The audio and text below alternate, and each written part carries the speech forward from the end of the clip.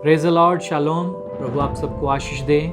मैं परमेश्वर का धन्यवाद करता हूँ परमेश्वर के लिए जो उसने आज फिर पवित्र आत्मा के विषय के द्वारा आपके सन्मुख आने के लिए हमें मौका दिया।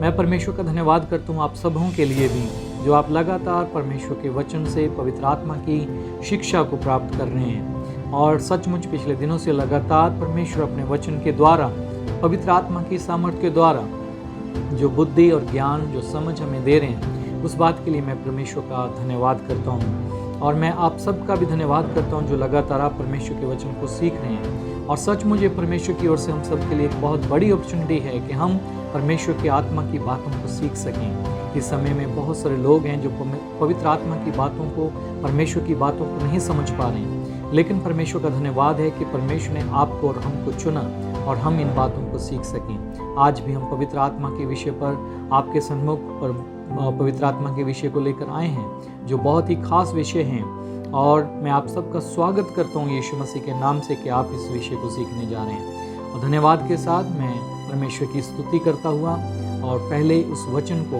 हम पढ़ेंगे।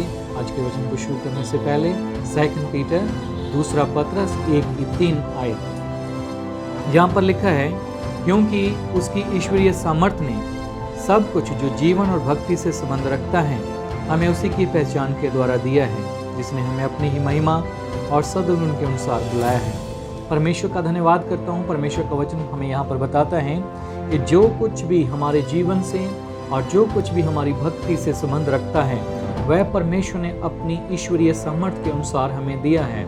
जैसा कि इंग्लिश में लिखा according as his divine power. Bible हमें बताती है कि उसकी ईश्वरीय सामर्थ्य के द्वारा हमें परमेश्वर ने वो सब कुछ दिया है जो हमारी भक्ति के साथ और हमारे जीवन के साथ संबंध रखता है। और मैं धन्यवाद करता हूँ परमेश्वर का कि परमेश्वर ने जो आज के समय में हम देखते हैं परमेश्वर के महान खास 3 गिफ्ट जो परमेश्वर ने अपने लोगों को दिए हैं, और वो 3 गिफ्ट जो गॉस्पेल के द्वारा हम तक पहुँचते हैं परमेश्वर के वचन के द्वारा हम देखते हैं। उसमें से पहला गिफ्ट है इटर्नल लाइफ, परमेश्वर का दिया हुआ अनंत जीवन जो परमेश्वर ने हमें गिफ्ट में दिया है। और उसके बाद में दूसरा गिफ्ट जो है वो है richness of God not man. याद रखें, परमेश्वर की धार्मिकता, परमेश्वर ने अपनी ही धार्मिकता हमें गिफ्ट में दी है। और तीसरा जो परमेश्वर ने महान गिफ्ट दिया है वो है पवित्र आत्मा। और पवित्र आत्मा वो गिफ्ट है, वो वरदान है। ये 3 वो वरदान हैं जो खास और बड़े वरदान हैं और परमेश्वर की ओर से हम सबको गिफ्ट में प्राप्त होते हैं। हम पहले गिफ्ट की ओर जाएंगे जहाँ पर हम पढ़ते हैं रोमन्स चैप्टर 6 और वहाँ 23 में, क्योंकि पाप की मजदूरी तो मृत्यु है परंतु परमेश्वर का वरदान हमारे प्रभु यीशु मसीह में अनंत जीवन है। यहाँ पर परमेश्वर का वचन हमें बताता है कि पाप की मजदूरी मृत्यु है परंतु परमेश्वर का वरदान हमारे प्रभु यीशु मसीह में अनंत जीवन है। इंग्लिश में लिखा है the gift of God is eternal life through Jesus Christ our Lord. Bible हमें बताती है कि यीशु मसीह के द्वारा हमें जो गिफ्ट प्राप्त होता है वो है अनंत जीवन। और ये अनंत जीवन क्या है? अनंत जीवन के बारे में बहुत सारे लोग नहीं जानते हैं। हमारे चर्च का नाम अनंत जीवन है और हमारी मिनिस्ट्री का नाम इटर्नल लाइफ मिनिस्ट्री, अनंत जीवन मिनिस्ट्री है। लेकिन अनंत जीवन क्या है बहुत सारे लोग नहीं समझ पाते हैं। मैं आपको बताना चाहता हूँ ये परमेश्वर का वो वरदान, ये वो गिफ्ट है जो परमेश्वर ने हमें दिया है। और वहाँ पर परमेश्वर के वचन में पाते हैं कि ये परमेश्वर की ओर से वरदान है, गिफ्ट है। और इसके बारे में हम जब बाइबल में से सीखते हैं तो ये बात याद रखें, इटर्नल लाइफ जो है ये परमेश्वर का जीवन है, ये परमेश्वर का जीवन है। और परमेश्वर ने जो हमें नए सिरे से पैदा होने के कारण दिया है। जब हम नए सिरे से जन्म लेते हैं, हम नए बोर्न अगेन होते हैं, तो अब हम अनंत जीवन को पाते हैं। और याद रखें ये जो है वो साधारण लाइफ नहीं है, ये वो सेम ह्यूमन लाइफ नहीं है, ये परमेश्वर का जीवन है जो परमेश्वर की ओर से हमें प्राप्त होता है। और ये परमेश्वर का इटर्नल लाइफ जो है ये किसी भी तरह से आप इसको कुछ भी, कोई भी पैसा देकर या इसको कोई भी इसकी कीमत चुकाकर इसे नहीं ले सकता है। ये परमेश्वर का जीवन है। और जो परमेश्वर जीवन देते हैं उसको कोई भी मोल नहीं ले सकता, खरीद नहीं सकता है। और मैं आपको बताना चाहता हूँ इस गिफ्ट की हमें क्यों ज़रूरत है। ये गिफ्ट जो परमेश्वर की ओर से हमें प्राप्त हुआ है, ये हमारे लिए क्यों ज़रूरी है, मैं आपको बताना चाहता हूँ। परमेश्वर का वचन हमें बताता है कि परमेश्वर जो है वो अनंत तक परमेश्वर है, वो अनंत काल का पिता है। वह परमेश्वर जिसने संसार को बनाया है, वह अटर्निटी रखता है। वह परमेश्वर अपने अंदर अनंतता को रखता है। परमेश्वर जो हैं वो हमेशा से हमेशा तक हैं। और यदि हमने परमेश्वर के साथ रहना है तो हमें भी उसी जीवन की ज़रूरत है जो जीवन परमेश्वर के पास है। उस जीवन को प्राप्त करने के लिए आप कोई भी दुनिया का धन देकर उस जीवन को आप खरीद नहीं सकते हैं। उस जीवन को पाने के लिए आपको परमेश्वर के साथ आपका रिलेशन होना ज़रूरी है। मैं आपको बताना चाहता हूँ उसको कैसे हम पाते हैं। जैसे हमने अभी पाया रोमन्स चैप्टर 6 उसका 23 में जैसे लिखा है कि पाप की मजदूरी तो मृत्यु है। यदि हम बात करें परमेश्वर के वचन के मुताबिक, यदि हम अपने जीवन की बात करें तो हम सब ने पाप किया और पाप की मजदूरी हमें मृत्यु ही मिलनी थी, हमें नरक ही मिलना था। लेकिन परमेश्वर ने अपने पुत्र प्रभु यीशु मसीह में हमें इटर्नल लाइफ दी, हमें वो जीवन दिया जो कभी भी समाप्त नहीं होने वाला। और इसकी ज़रूरत हमें क्यों है? क्योंकि बिना इस अनंत जीवन के आपकी परमेश्वर के साथ फेलोशिप नहीं हो सकती है, परमेश्वर के साथ आपकी रिलेशनशिप नहीं हो सकती है। अगर परमेश्वर इटर्नल है तो आपको भी इटर्नल होना है। जैसे बाइबल में बहुत सारी बातें हैं, आज हम उस विषय पे नहीं जाएंगे। जैसे परमेश्वर ने कहा मैं पवित्र हूँ, तुम पवित्र बनो, I am holy be Holi.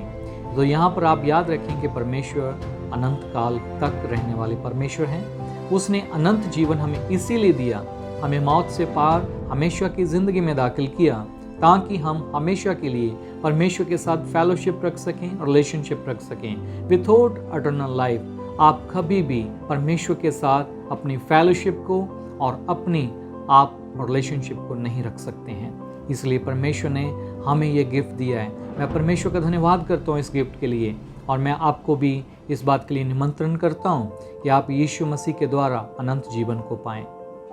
और अनंत जीवन आपको परमेश्वर के साथ फेलोशिप और उसके साथ रिलेशनशिप में मजबूत करता है।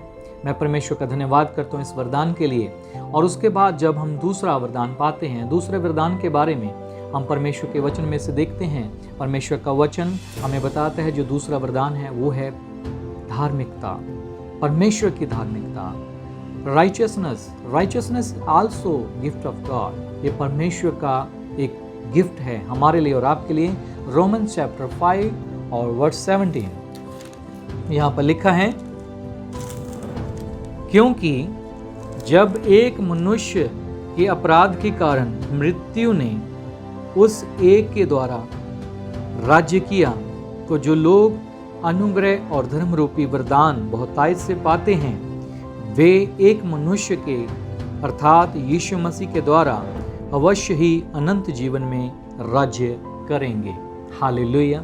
मैं परमेश्वर का धन्यवाद करता हूँ इस वरदान के लिए जो जहाँ पर हम पाते हैं परमेश्वर ने अपनी धार्मिकता को हमें वरदान में दिया है। धर्म रूपी वरदान बहुतायत से पाते हैं। यदि हम इसको इंग्लिश में पढ़ते हैं तो यहाँ पर हम इसे पाते हैं कि ये जो है राइचियसनेस, जो परमेश्वर की धार्मिकता है, ये हमें गिफ्ट में प्राप्त होती है।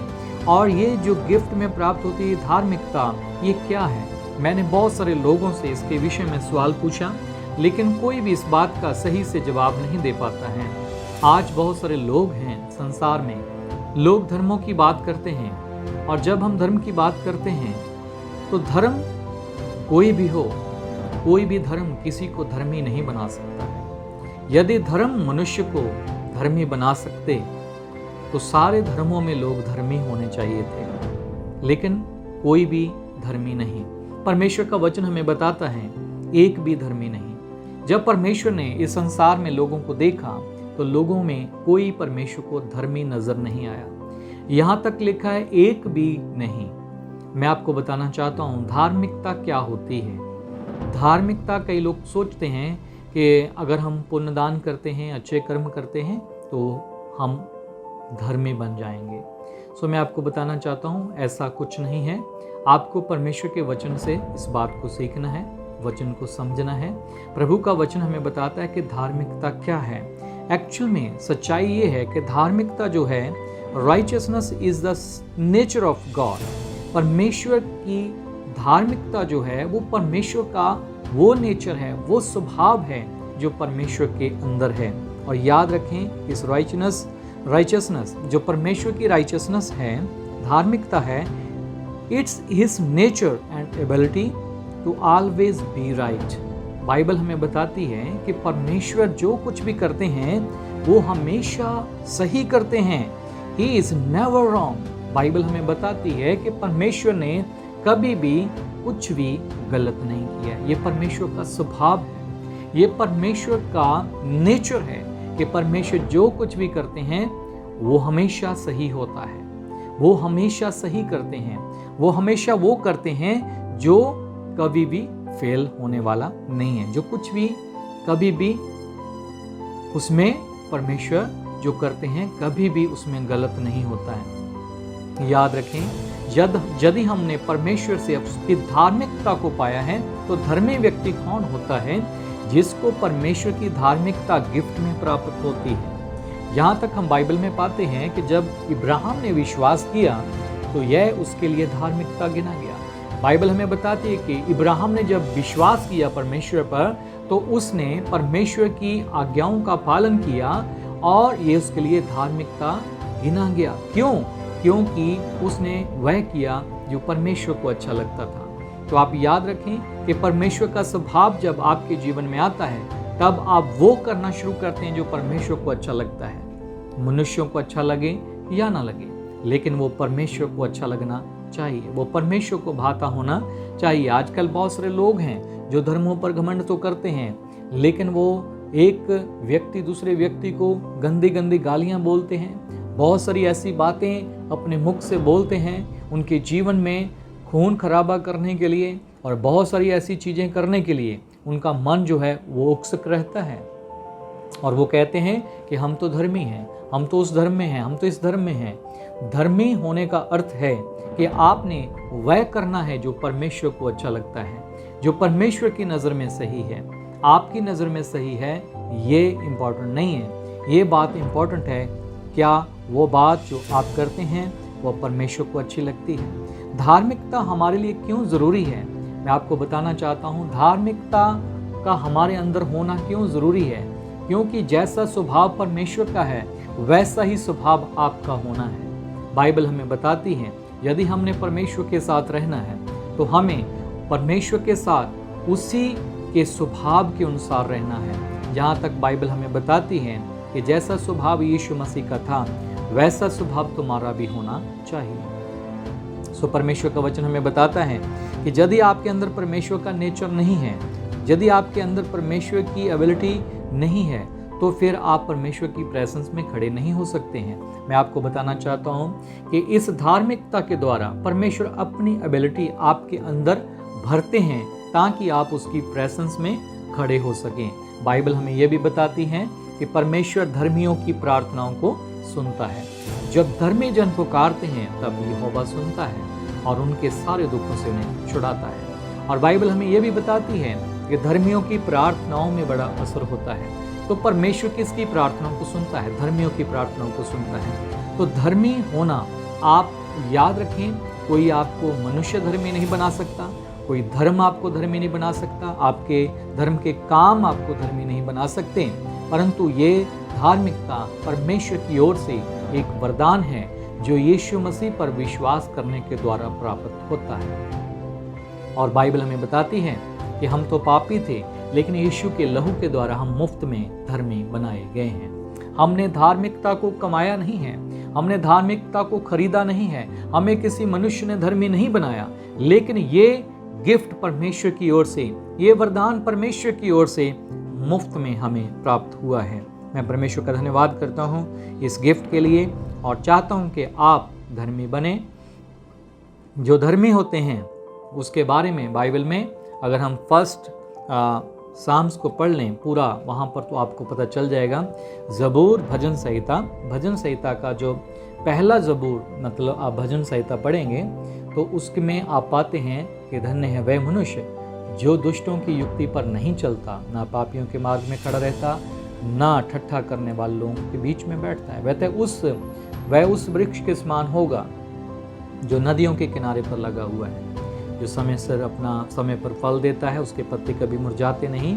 और वहाँ पर लिखा है, धर्मी जो कुछ भी करते हैं वह सफल होता है, परंतु दुष्ट ऐसे नहीं होते। वह उस घास फूस की तरह होते हैं जिन्हें हवा उड़ा कर ले जाती है। आप पूरे इस वचन को पढ़ेंगे तो आपको पता चल जाएगा कि दुष्टों के बीच में और धर्मियों के बीच में परमेश्वर अंतर दिखाने वाला परमेश्वर है। इसलिए बाइबल बताती है कि दुष्ट धर्मियों की मंडली में नहीं रहते। दुष्ट तो दुष्टता करते हैं, उनको तो दुष्टता करनी है, लेकिन जो धर्मी लोग होते हैं उन्होंने तो परमेश्वर की महिमा करनी है। जो परमेश्वर के लोग हैं उन्होंने परमेश्वर के हजूरी में, उसकी प्रेजेंस में रहना है। और इसलिए धार्मिकता वो गिफ्ट है जो आपको परमेश्वर की हजूरी में, उसकी प्रेजेंस में खड़ा कर देती है। तो प्रभु आपको आशीष दे। इस पर मैं ज़्यादा नहीं समझाना चाहता, लेकिन आप धर्मी बने और आप इसका आनंद खुद उठाएंगे जब आप परमेश्वर के वचन को सीख जाएंगे। तीसरा जो गिफ्ट है वो है पवित्र आत्मा। पवित्र आत्मा वो गिफ्ट है, ये परमेश्वर की ओर से वरदान है। Holi spirit also the gift of God, परमेश्वर की ओर से वो एक वरदान है, गिफ्ट है। इसलिए परमेश्वर का दास पतरस, जो पीटर हैं, वो प्रेरितों के काम उसका 2:38 में कहते हैं, पतरस ने उनसे कहा, मन फिराओ और तुम में से हर एक अपने अपने पापों की क्षमा के लिए यीशु के नाम से बपतिस्मा ले, तो तुम पवित्र आत्मा का दान पाओगे। यहाँ पर हम पाते हैं कि परमेश्वर के दास पतरस ने ये कहा कि यदि तुम अपने पापों की क्षमा के लिए मन फिराकर और अपने पापों की क्षमा के लिए बपटाइज्ड होते हो और प्रभु यीशु मसीह के नाम से बपतिस्मा लेते हो, तो तुम पवित्र आत्मा का दान पाओगे। ये भी एक गिफ्ट है जो परमेश्वर की ओर से हमें प्राप्त होता है। तो आप याद रखें, इसे पाने के लिए क्या करना है। पवित्र आत्मा को पाने के लिए बाइबल में बहुत सारे ऐसे लोग थे जो पैसा लेकर आए कि जो वरदान आपके अंदर है वो हमें भी मिल जाए, लेकिन वो नहीं पा पाए। क्यों बताएं? क्योंकि परमेश्वर के वरदान को कोई खरीद नहीं सकता है। और यहाँ पर लिखा है, रीपेंट एंड बी बप्टाइज्ड। बाइबल हमें बताती है कि आप पश्चाताप करें, तौबा करें और बपतिस्मा लें, यीशु मसीह के नाम से बपतिस्मा लें। तो उसके बाद में हमें यहाँ पर लिखा गया है, shall receive the gift of the Holy Spirit. यहाँ पर परमेश्वर आपको पवित्र आत्मा का वरदान देते हैं जब आप अपने पापों की क्षमा को पाते हैं। सो ये परमेश्वर का वरदान हमारे लिए बहुत ही महत्वपूर्ण है। ये वरदान हमें क्यों चाहिए? परमेश्वर का वचन हमें यहाँ पर बताता है। जब हम जॉन चैप्टर 14 और उसका 16 वचन को पढ़ते हैं तो वहाँ पर लिखा है, यूहन्ना की अंजील का 14 का 16 वचन, मैं पिता से विनती करूँगा, वह तुम्हें एक और सहायक देगा कि वह सर्वदा तुम्हारे साथ रहे। यीशु मसीह ने हमारे लिए और आपके लिए एक प्रार्थना की थी, और वह प्रार्थना थी कि मैं तुम्हारे लिए पिता से निवेदन करूँगा, विनती करूँगा कि वह तुम्हें एक सहायक दे। पवित्र आत्मा हमारा सहायक है, वो हमारा मददगार है। पवित्र आत्मा के बिना हम इस संसार में चल नहीं सकते हैं। इस संसार में हमें अगर जीना है, पवित्र आत्मा की हमें ज़रूरत है। अगर इस संसार में हमें धर्मी बनकर रहना है और अगर हमने परमेश्वर के वचन पर चलना है, उसकी अगुवाई में चलना है, तो हमें पवित्र आत्मा की ज़रूरत है। मैं आपको ये बात बताना चाहता हूँ, ये बहुत खूबसूरत बात है। आप जानते होंगे, कोई भी घोड़ा नहीं जानता कि जीत क्या होती है, उन्हें विक्ट्री का नहीं पता होता, लेकिन जो घोड़े के ऊपर सवार होता है, उसका जो मालिक होता है, जितना उसको वो क्या करता है, उसको दौड़ाता है, उसको वो भगाता है और घोड़ा भागता है, और उसे पता नहीं होता है विक्ट्री क्या होता है, लेकिन विक्ट्री किसे पता होता है? जो उसे चला रहा है।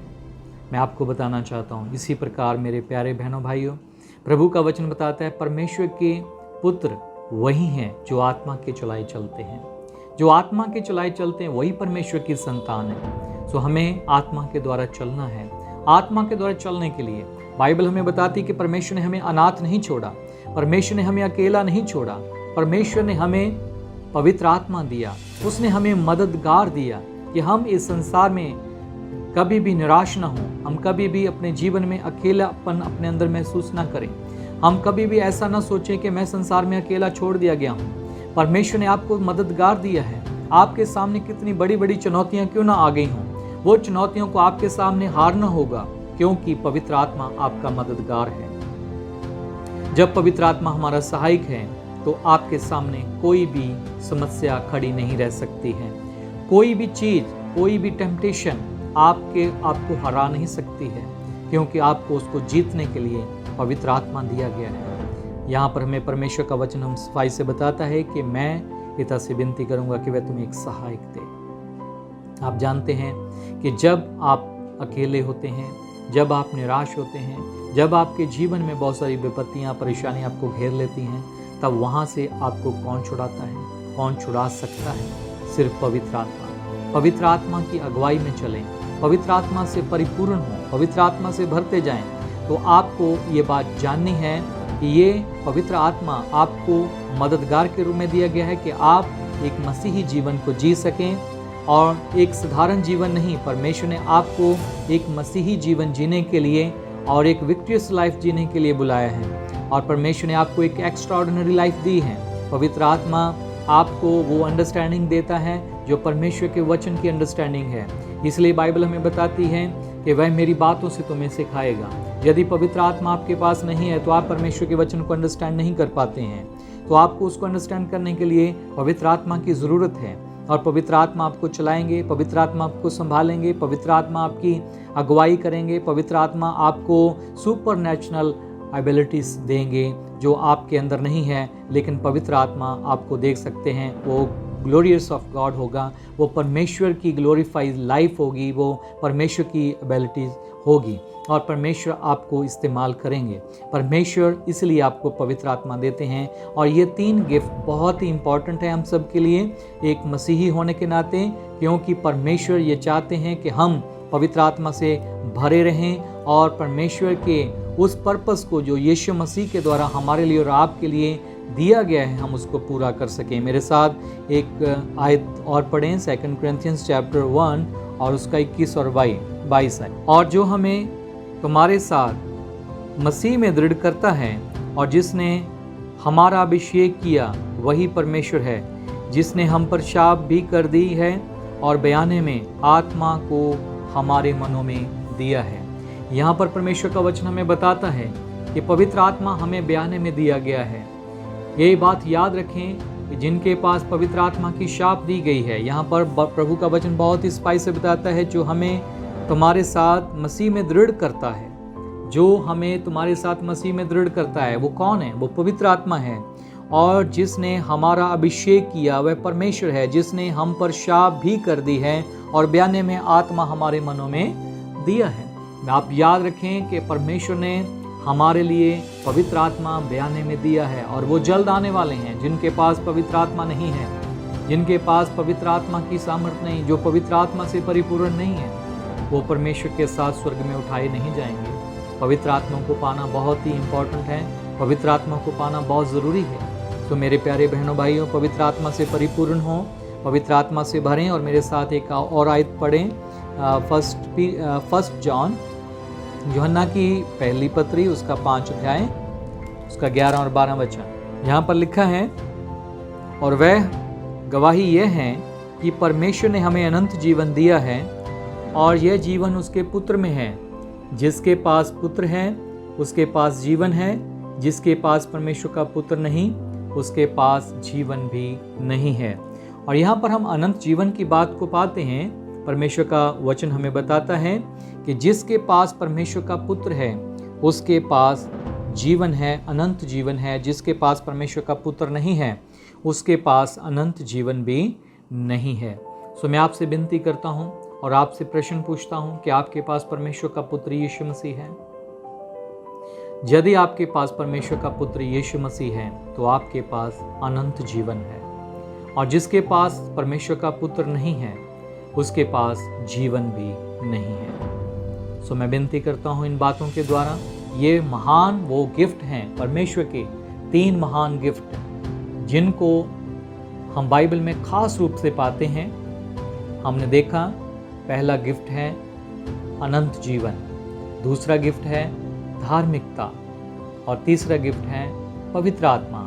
और ये तीनों गिफ्ट हमें परमेश्वर से मुफ्त में प्राप्त होते हैं और ये परमेश्वर के पुत्र यीशु मसीह पर विश्वास करने के द्वारा होता है। और यहाँ पर हमने पाया कि जिसके पास पुत्र है उसके पास जीवन है, जिसके पास पुत्र नहीं है उसके पास जीवन भी नहीं है। क्या आपके पास परमेश्वर का पुत्र है? यदि नहीं है तो आप अपने जीवन में प्रभु यीशु मसीह को लें और इन सब गिफ्टों को आप परमेश्वर से मुफ्त में पाएं और आप देखेंगे कि इन गिफ्टों को पाने के बाद आपके जीवन में एक महान बदलाव आएगा और आपको पता भी नहीं होगा कि आप कैसी ज़िंदगी जी रहे थे। और जब आप प्रभु में शामिल हो जाएंगे, प्रभु में आ जाएंगे, प्रभु के इन गिफ्टों को पालेंगे तो आप हैरान हो जाएंगे कि आपने अब तक जो जीवन इन गिफ्टों के बगैर जिया वो बेकार था और आपको ये एक नया जीवन परमेश्वर देने जा रहे हैं। मैं परमेश्वर का धन्यवाद करता हूँ इन सारे उपहारों के लिए, इन गिफ्टों के लिए जो परमेश्वर ने हमें और आपको दिए हैं। आप इन वरदानों से भरें और परमेश्वर की निकटता में चलें। आप परमेश्वर से फेलोशिप और रिलेशनशिप में चलें, उसकी प्रेजेंस में चलें और उसकी सहायता को लें। God bless you. शालोम।